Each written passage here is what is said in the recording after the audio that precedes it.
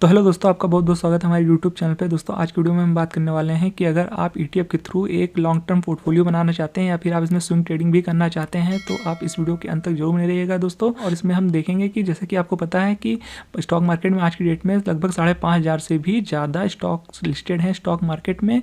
तो ऐसे में आपको अगर सारे सेक्टर कवर करना है स्टॉक के थ्रू तो आपको इसमें बहुत सारे अपने स्टॉक्स को पोर्टफोलियो में ऐड करना होगा, तो जिसके आपको फिर सारे स्टॉक को मैनेज करना भी बहुत मुश्किल हो जाता है। और दोस्तों आज जो हम आपके तरीका लाए हैं तो इससे आप ईटीएफ के थ्रू आप कुछ ही 8-10 ईटीएफ के थ्रू ही आप पूरे मार्केट में जितने भी सेक्टर हैं आप सबको कवर कर पाएंगे। उसमें आपको रिस्क भी कम देखने को मिलेगा, क्योंकि हम इसमें आपको पर्टिकुलर एग्जांपल के थ्रू बताएंगे कि आपको कितना % आपका पोर्टफोलियो का हिस्सा किस पर्टिकुलर सेक्टर में रखना है।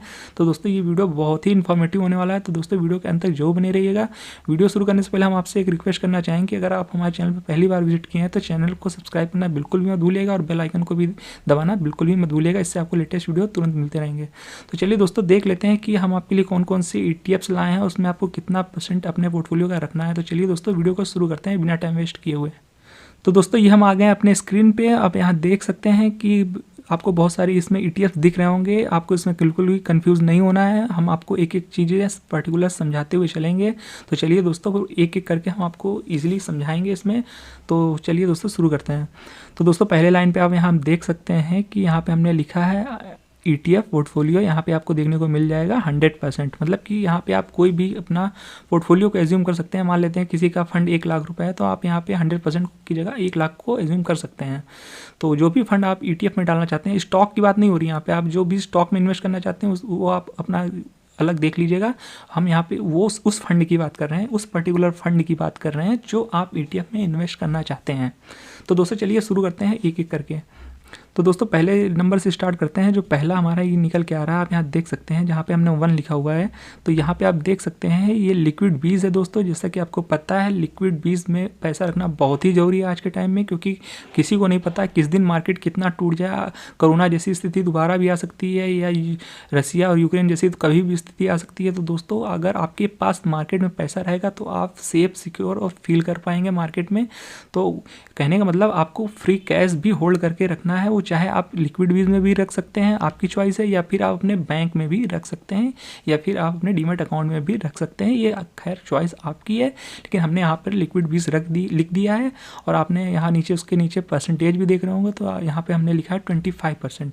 तो दोस्तों लगभग 25% आपके टोटल पोर्टफोलियो का अपने आपको लिक्विड बीज या आपके बैंक में रखना है, जिससे आपको कभी इन केस 15%, 20% या उससे ऊपर मार्केट क्रैश होता है, निफ्टी क्रैश होता है, तो आप नीचे सस्ते में अपने किसी पर्टिकुलर ईटीएफ को बाय कर सकते हैं। जो भी आपका मनपसंद वाला ईटीएफ है उसे बाय कर सकते हैं, या फिर आप थोड़ा थोड़ा सब में इन्वेस्ट कर पाएंगे। और वो इन्वेस्ट आप तभी कर पाएंगे जब आपके पास फ्री कैश रहेगा। तो हमने यहाँ पे 25% आपके पोर्टफोलियो का लिख दिया है, लिक्विड बीज में होना जरूरी है। क्योंकि अगर आपके पास पैसा रहेगा तो आप गिरते हुए मार्केट में भी डरेंगे नहीं, अपने आप को सेफ फील करेंगे और सिक्योर भी फील करेंगे, और आपको वो गिरावट भी फ़ायदा देके जाएगी आगे चल के।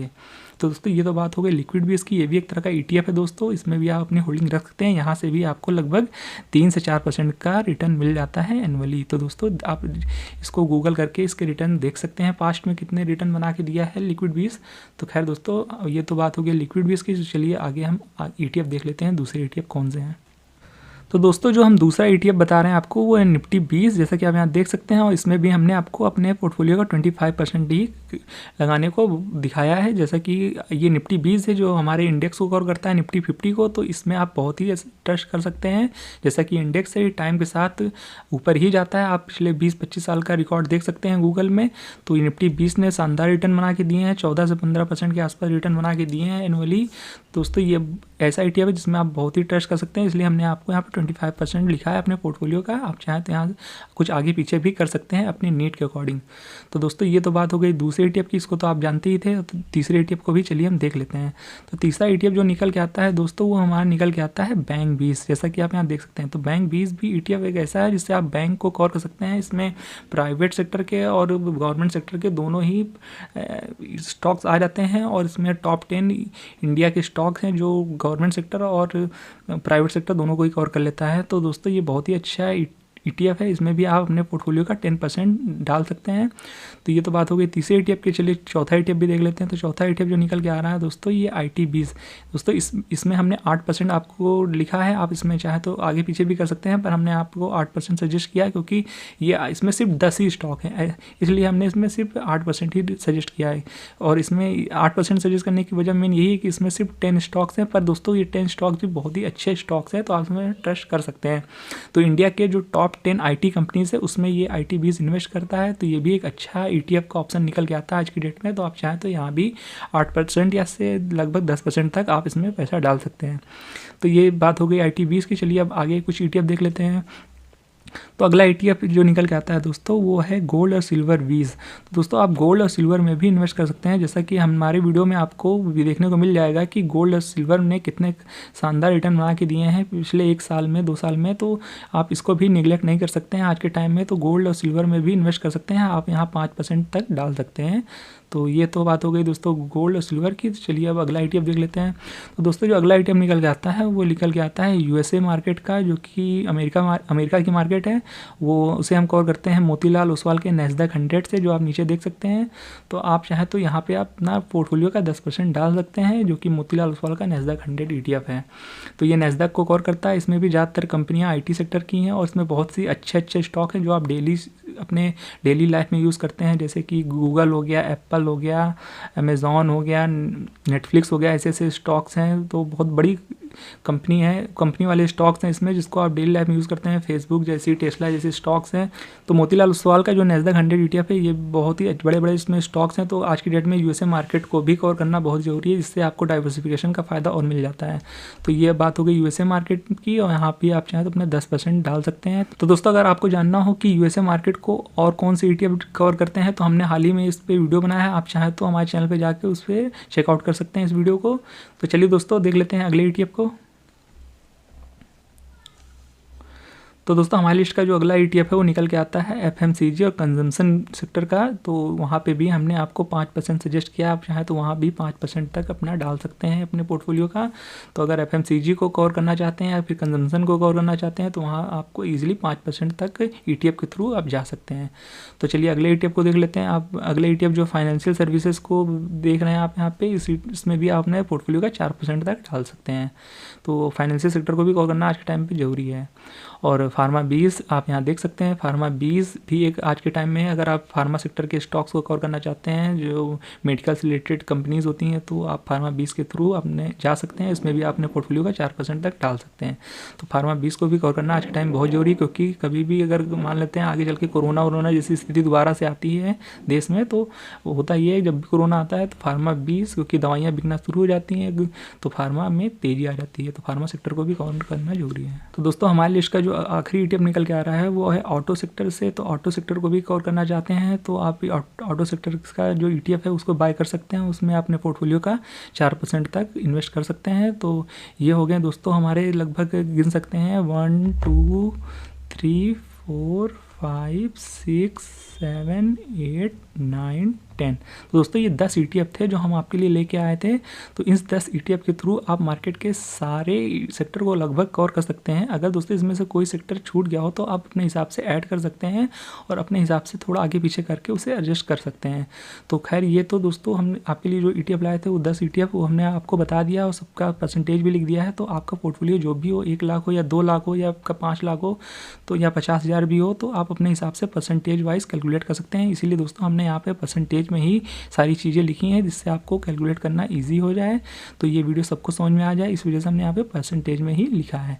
तो अगर हम यहाँ पे अमाउंट लिखते हैं तो सबके लिए फिर, क्योंकि सबका पोर्टफोलियो एक जैसा तो होता नहीं है, किसी के पास 1 लाख है, किसी के पास 50,000 है, किसी के पास 10,000 है, या किसी के पास 10 लाख है, तो सबके लिए ईजी हो समझने के लिए इसलिए हमने यहाँ पे परसेंटेज में ही सब कुछ बात की है। तो दोस्तों आप अपने पोर्टफोलियो के हिसाब से इसे देख सकते हैं।